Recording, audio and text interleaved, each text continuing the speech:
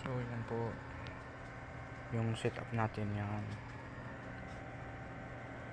150 pang malakasang battery guys, yan pang malakasang battery yan, LiPo4 150 ito yung inverter natin, yan power inverter, yan po 24/7 naka-on. Power relay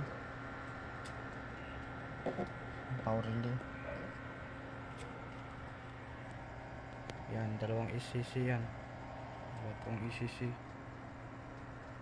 LBD circuit breaker, yan 6 na piraso circuit breaker yan para safety yung setup natin, hindi masusunog yung bahay nyo, yan kasi mas malakas yung spark ng DC voltage kaysa AC voltage, kaya may breaker po tayo kasi in case na nag short circuit, magda-down po yung mga breaker natin pag in case na may isang nag short circuit. Yan po yung trabaho ni breaker, dyan na po papasok yung safety natin, so automatic na po siyang magsa-shutdown, bababa na po yung mga breaker natin. Yan, hindi lang po short circuit yung pinoprotektahan nito, overcurrent and then overvoltage at overvoltage, magsa-shutdown na po yung mga breaker natin. Yan po yung trabaho ng mga breakers, kaya safety yung setup natin pag may mga breakers tayo. Yan, tatlo po yung pinoprotektahan niya: short circuit, overcurrent, and overvoltage. Yan,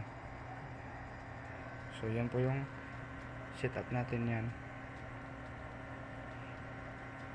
pang malakasang baterya po yan, napakakunat.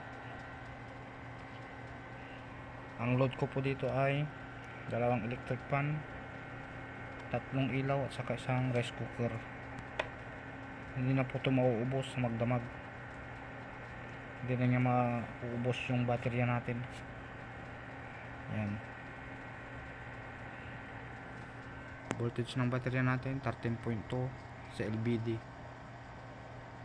Yan,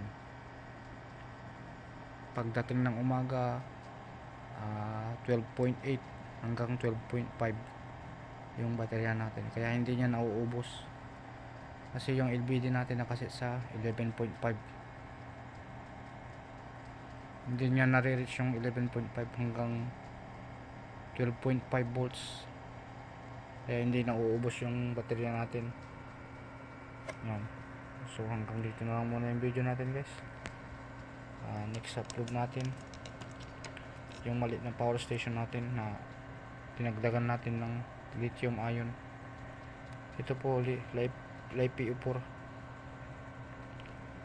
Yan, saka guys pasilip ko din habang nandito pa akong nag-upload, yan pasilip po natin yung inverter natin na guys, nilagyan po natin ng dito terminal sa positive ng battery ng inverter, kasi para hindi ka mag-ground, iwas ground. Yan, nasa labas na po yan yung wire, kasi minsan pag kinakapa mo dito nagaground ka, may ground po dito minsan, kaya nilagyan po natin dito para hindi po tayo mag-ground sa dito pag hinawakan natin yung mga nickel, kasi pag wala po tayong ground na nilagay dito, yan yung nakakabit dyan na terminal lugs, yan ground po yan, nakabaon sa lupa na yan.